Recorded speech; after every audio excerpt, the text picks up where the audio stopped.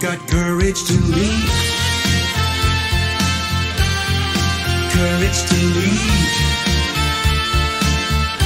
Be brave and be bold. Oh, oh, oh, oh. Let it roar.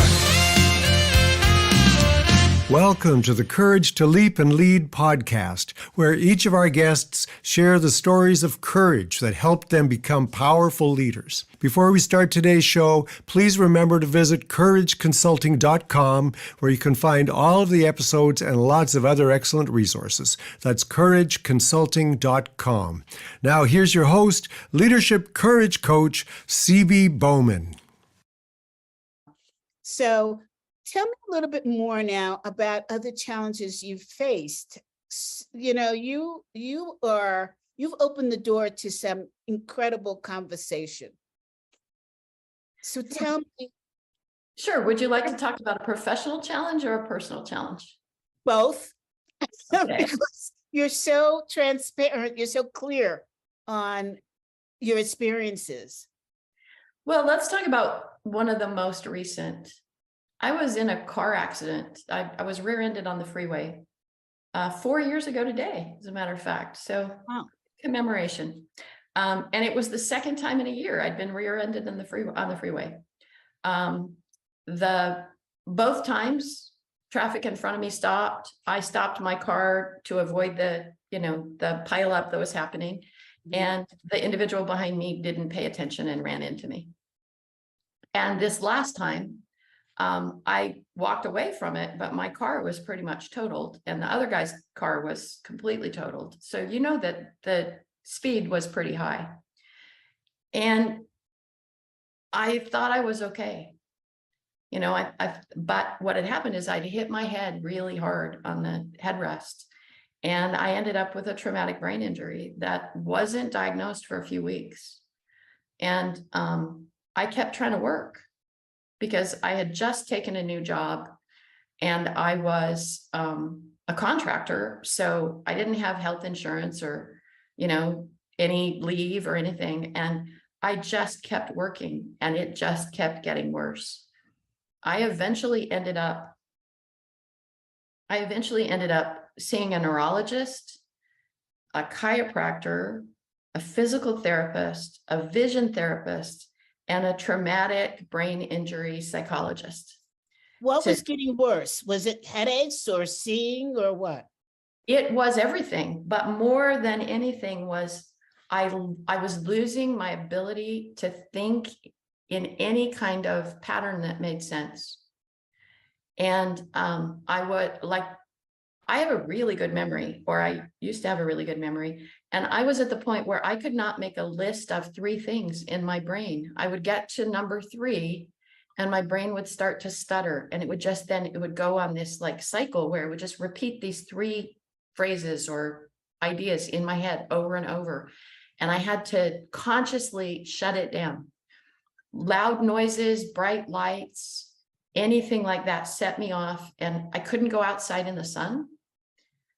Because I would get just this screaming headache. And it turned out that I still had problems with my eyes, that the alignment of my eyes was off. So that was giving me a headache and making me tired. And I had to repattern. I had to go back, and the physical therapist helped me with patterns that they teach, babies learn to get their right and left sides to work together. The vision therapist tried to repattern my eyes so that they could coordinate. The neurologist tested my cognitive abilities and gave me all kinds of vitamins. She didn't believe in drugs. So she was dealing with, vitamins and minerals and hormones. And I went through just a real struggle. And then I got COVID. And all of the progress that I'd made just left. The next time I did the cognitive test with the neurologist, she said to me, "What happened to you? You'd made all this progress. You were getting into the normal range, and now it's just all gone." And I told her, and she said, "Oh, I'm so sorry, because we have no long-term studies of the impact of COVID on traumatic brain injuries, but we know there is some." and we just don't know how long it will take to recover. And so I had by that time finished with the therapist and the physical therapist and the, you know, and the vision therapist, and I had to go back and start all over again. And all during this time, I worked and tried to create coping mechanisms, tried to figure out things that I could do that would make me more productive with the time that I had and the capability that I had. I got a virtual assistant, and I would assign the virtual assistant. So there were things I did, like she does an end of report day for me every day, where she says, these are the 5 most important things you've got to take care of before you end your day. Here are the emails that are the most important. Here are the meetings that you need to prepare for tomorrow. And she basically does that for me because for a while I was not capable of doing it for myself.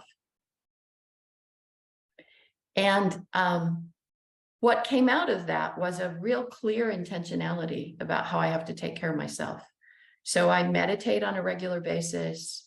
I have found, you know, calming music. I have all these things that I've worked through that work for me. They don't necessarily work for other people. They come out of that realm of things that are supposed to work for you. I take walks out with my dogs out in the forest that I live in, and leave my phone behind, and just appreciate nature for 20 minutes at a time in order to, and I do it very deliberately when I know I need to calm my brain down. I have learned to speak my truth and be very calm about it. And one of the really funny things is, one of the first things I lost was my filters, my verbal filters. And so I started swearing. I'd never sworn in my life. And my children and my team just found it hysterical. My youngest son would come to visit me once a week and do his laundry, but mostly he was coming to check on me to make sure I was eating, and he would, you know, cook something to feed me. And about, you know, some period of time in there, he asked me something and I said, I don't fucking know. And he got out his phone and he texted all of my kids. He was like, Mom just said the F word. And so it's been a big joke with my family. I think it's incredibly freeing. Hold on 1 second, Marva. I need to open the window. It is very hot in here. Okay.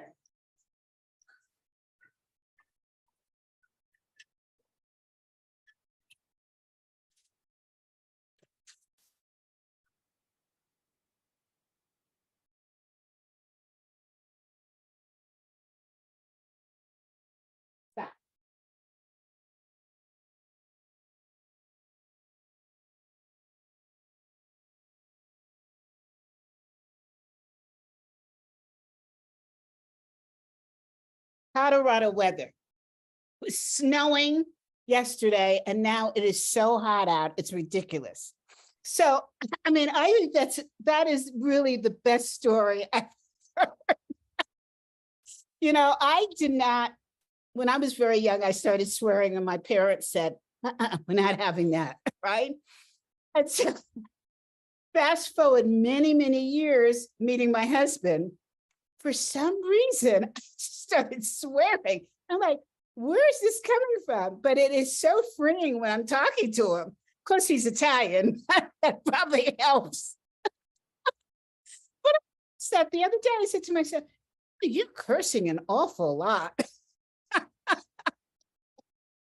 So join the crowd. Well, I don't do it much now. My Croatian team has offered to teach me good words in Croatian. I haven't taken them on it yet, but what I have learned is I have learned to recognize my limits. For a while, I had something called dysautonomia, which means that your autonomic nervous system it's like it short circuits and it behaves badly. Your heart and your lungs and your blood pressure and your body temperature don't regulate properly. And I could bring on really awful stuff by overdoing any kind of physical labor, or it turned out any kind of mental or emotional labor. I could trigger an illness by getting upset. And so I have learned that when I feel that I'm on the edge of not being able to cope any longer, and being on the edge for me is like, I'm right at the edge of a cliff, and I start to get like this kind of dizzy feeling in my head, and I literally have to just walk away from whatever I'm doing.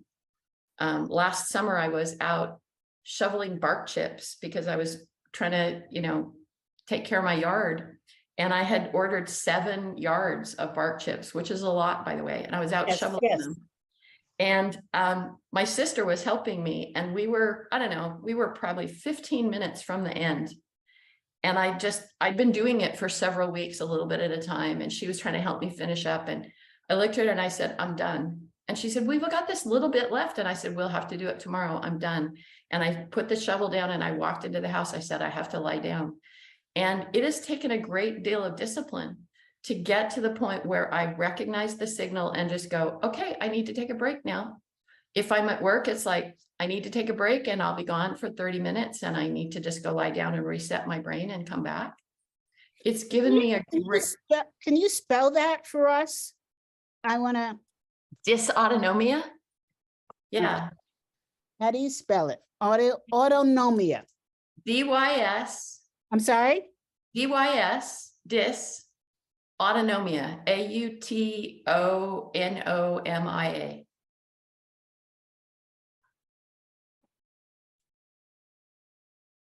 Okay.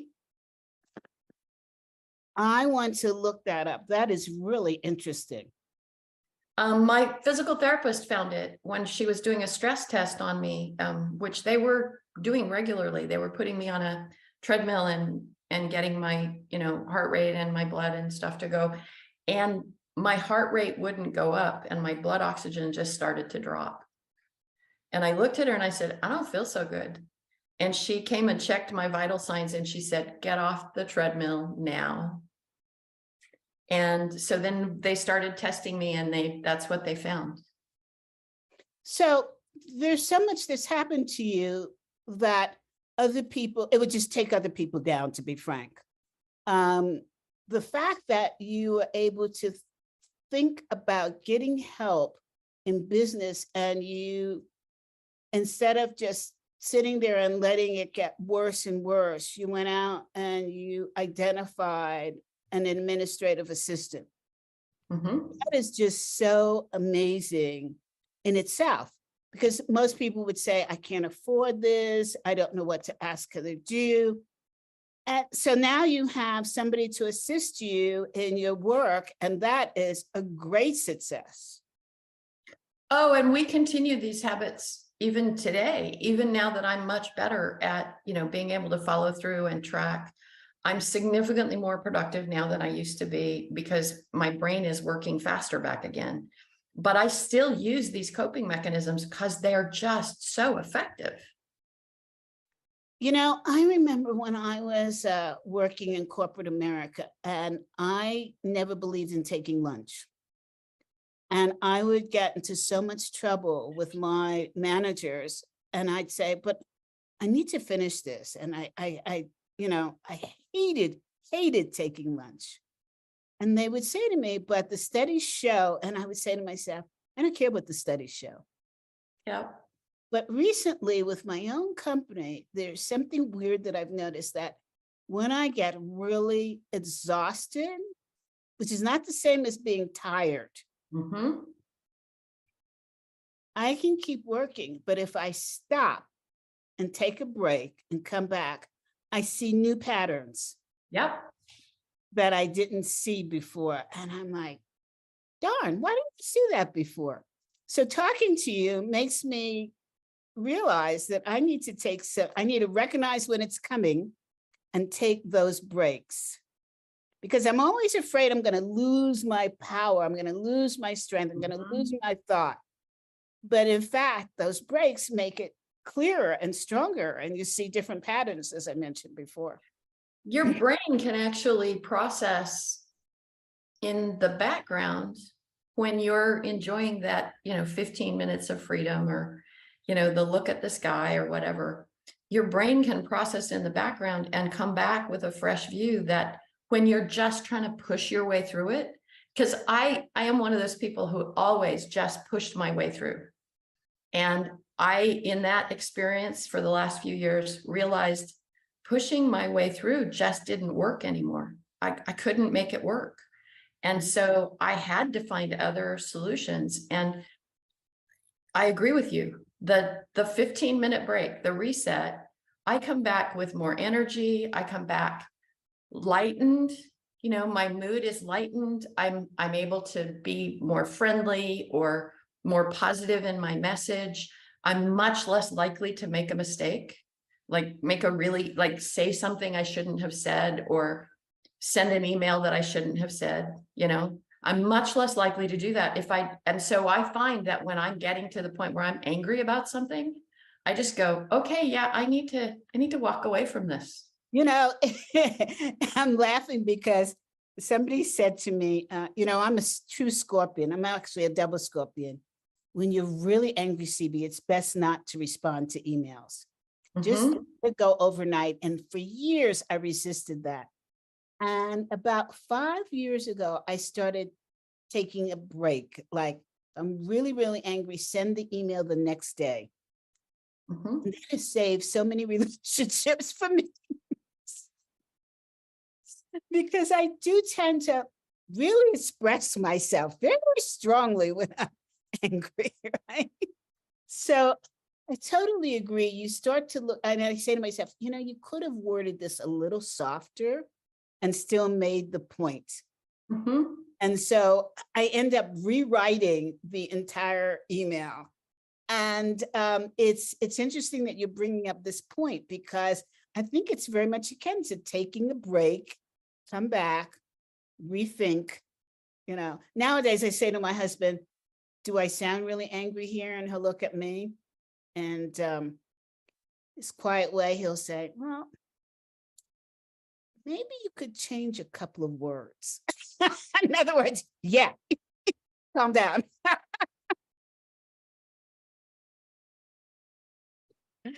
So this concept of taking a break is so fierce, and we power women, we just try to ignore it. We just go straight for it, right? And it's so counterintuitive that taking the break will actually make you more productive, but it's true. Yeah, exactly. So tell me, what else did you learn? And one of the things I'm going to ask you about is, after your car accident, were you checked out by a doctor, or you just assumed that you were in great shape and just continued on? I didn't get checked out by a doctor for a couple of weeks because I really thought I was okay. I thought I could power through. I, got my son to drive me home because my car wasn't drivable. And it took a couple days for me from the time of the accident, took a couple days for me to really start realizing, no, there's something wrong here. And that, I would say, is, if I could give like a public safety announcement, yes, I would say, don't ever walk away from an accident without going straight to some medical place, and then really pay attention to the symptoms you get.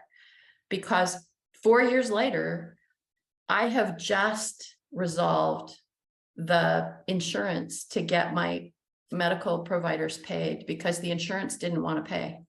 And their reasoning for not paying my medical providers for what they did for me was that the officer on the scene, when he asked me if I was hurt, I said, no, I'm okay. And the insurance company kept pushing that in my way. And I had to do a deposition about a month ago, and they said, you said you were okay. And I said, yes. And do you know what proportion of people with brain injuries think they're okay in the first 24 hours? The fact that I said I was okay doesn't mean I was okay. It just means I wasn't smart enough to realize I wasn't okay. And that's actually much more typical than we think. Again, I'm so glad that you said this, because and I remember when I was in a car accident and I thought I was okay, and my father said to me, you don't know that. I said, what do you mean? I'm walking around and everything. you said there's something that's called soft tissue damage Mhm. that can flare up 5 years from now. And again, we're just so anxious as a society to get going. And it relates to not taking breaks at work that, and this, I think there's also something about, for many, let's not make the situation worse. Absolutely. Yeah, let's not blame the other person. Yeah, I'm talking about people that have integrity, not scam artists. And there's also something about, I'm embarrassed. I don't want to go to a hospital, even though it's not my fault. Absolutely. All those things were going through my mind. The individual who hit me, the first thing he said to me when I got out of the car was, he said, "Oh, this is so bad. This is my second accident in 2 months. It's the chemo brain. I had cancer," and he showed me the scar. I had to have a lump removed. And then, of course, my empathy and sympathy went to him, and I was just like, I don't want to make his life worse. This poor man, Yeah. he's already going to have trouble. And so I just really tried to minimize. And if I could go back and do it over, I wouldn't try to blame him or try to tell the officer that I was really hurt and was, it was an emergency, but I would say, I need to be checked out by a doctor. I think there's been, there's possibility that there was damage done. Obviously, look at the cars. How could the cars be this damaged and the people not damaged? I at least need to be looked at. Or quite honestly, I'm not sure I was in a position to advocate for myself because I didn't know how hurt I was.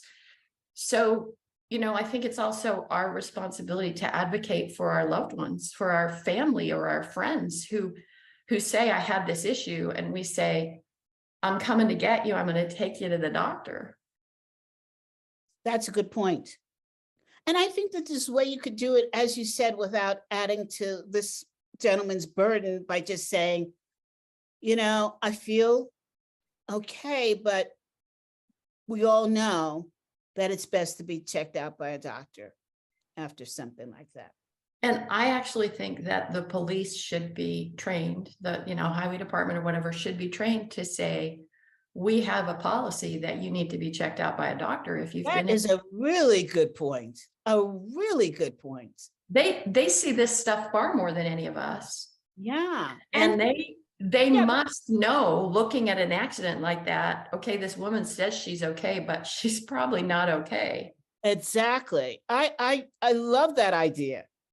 I mean, we put so many laws in place that we're just wasting time, as far as I'm concerned. And then there are laws that are really important to us, and we just don't move forward on it. Mm-hmm. So I'm getting a phone call. Let me just decline it. Good. Okay. What's great is the audience that tunes in here. We're just very real people. And so open the window, the phone, everything. And I just love it. I love the people that listen to this show because I enjoy doing it. And I so much enjoy guests like you that just tell us the real story. Well, thank you. Thank you for the opportunity. And I hate to wind us up. But we need to. We both have other things we need to do. No. We allocated another 20 minutes. So Okay. we can keep going for a little bit because I want to hear another story from you. I kind of almost feel like I'm in bed getting ready to go to sleep. Mom, tell me another story. My audience is going to go crazy, but they know, just like real. Tell us about one in business where you had to really stand in your true north. I'll tell you a recent one. Mm-hmm. You know what? Maybe not that recent one. That one might not be good. Tell us. Well, no, I don't want to tell something that might be recognizable as to who the players were and how they, because I wouldn't want to ever say anything that puts somebody in a light where they can't defend themselves. So, guys. no, I'm not very good at disguising because as you said, I'm very transparent and I am 𝗦𝗦𝗕. What you see is what you get. I have never been able to lie. I've never been able to obfuscate. It has something to do with being extremely introverted and extremely direct. It's that big difference in the profile that just makes me just incredibly, transparent. So let me tell you about I'm the same way, and it's quite frankly, it's a pain in the ass, I often wish I had more control over it, and I don't. Yeah. I'll tell you about one where I felt like I was taking a risk, but I was really glad I did it. Okay. Recently, within the last couple of years. So, I was the CEO of WBECS. Mm-hmm. And we were trying to sell the company. The owner, Ben, wanted to get out and he wanted to sell. And so we got down to the company that was looking to buy us, who did buy us. And I had the opportunity to meet with the CEO of the company, the owner and CEO, 𝗪𝗢𝗥𝗧, and a potential investor. And Alex and I sat down to have lunch after we'd had this meeting, and I did something that was pretty unusual for me. I admitted some vulnerability. And I said, Alex, I need to tell you about this, that I had a car accident a few years ago. I had some brain damage. So this was 3 years later, I still have word search problems. I don't have dementia. I don't have Alzheimer's. I know it would be easy to believe that that this is something that you can see that's the beginning of a deterioration. It's not. I'm getting better and I'm working on it. But there are times when I will slow down looking for a word that my brain just can't find. Please understand what's going on when that happens. It's not that I'm stupid. It's that I have brain damage, but I will continue to work on it. And I just wanted you to know it so you would understand when you see it, what it is. And also because I want to just be completely honest with you. Now, that was a really courageous conversation to have with someone who had not yet offered to hire me. And to his credit, he said, I really appreciate that you told me that. And I appreciate that you trusted me enough that you would give me that information. And I think it's been very good for our relationship. He did hire me. I'm still working with coaching.com for Alex. And we continue, because we started that way, we continue to have very kind of candid, blunt conversations. And so there are times when I just tell him, there was a time a couple of weeks ago when I had pneumonia. I didn't realize I had pneumonia yet. I was pretty sick. And he started to say something to me and I just looked at him and I said, I'm really sorry, Alex, I'm really sick. I can't have this conversation today.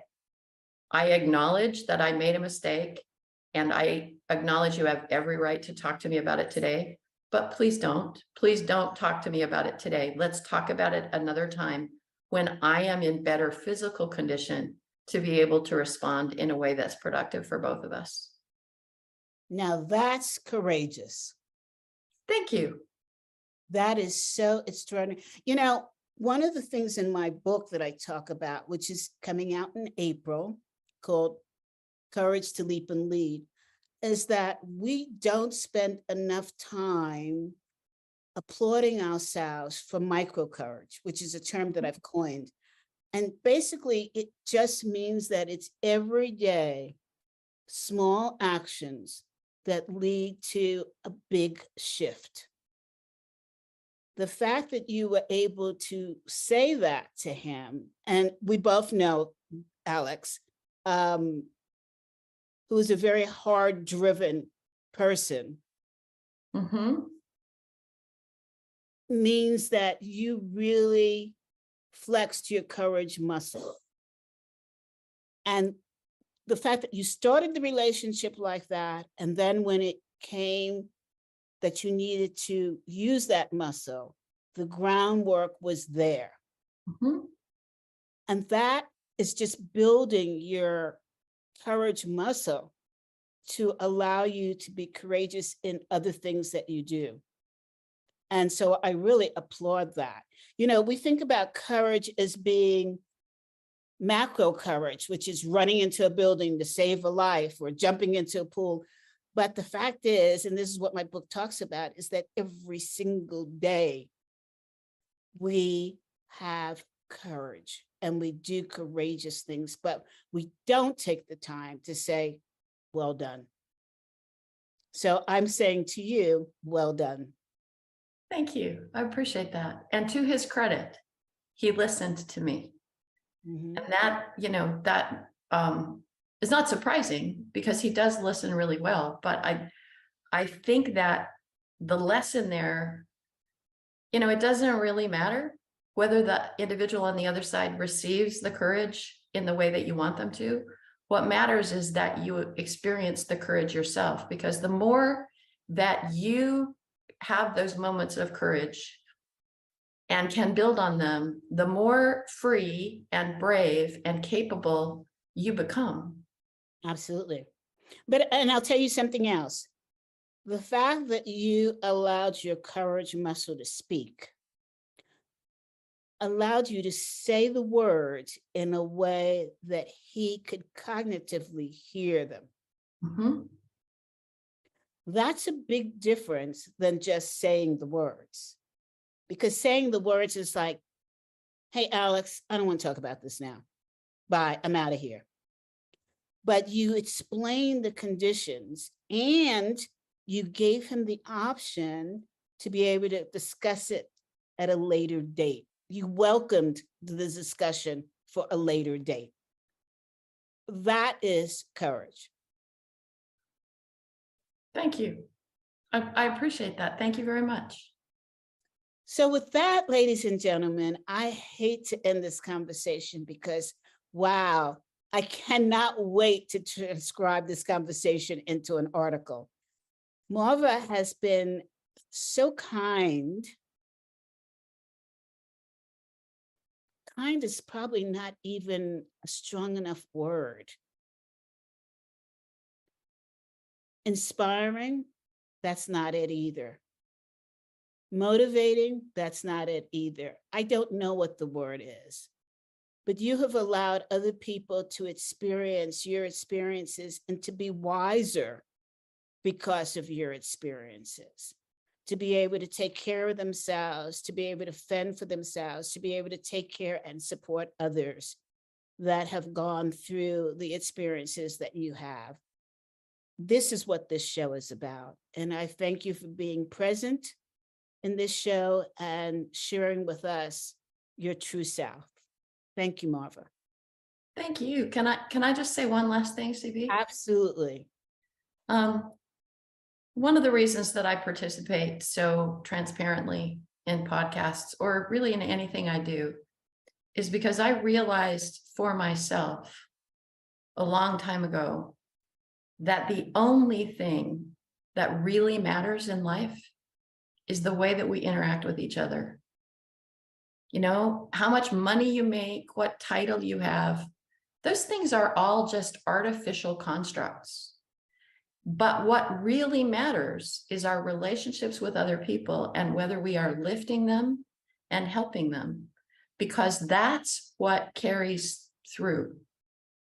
And I happen to do it inside a business environment because I'm particularly good at that. But what I really care about is the people.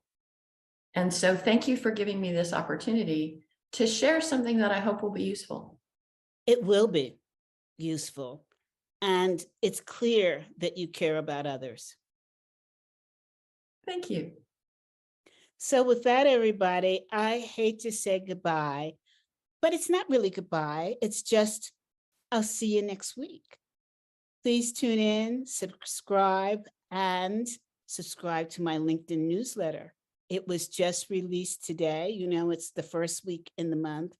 And today, this month's topic, I take on a really serious subject, which is the suicide rate for CEOs. And I look at that from a courage lens, and I won't tell you the rest. but please take a look and reach out and listen to those people that you know may be in that situation. With that, this is C.B. Bowman saying, until next week, please tune in to Courage to Leap and Lead. Thank you, Marva. Thank you, CB.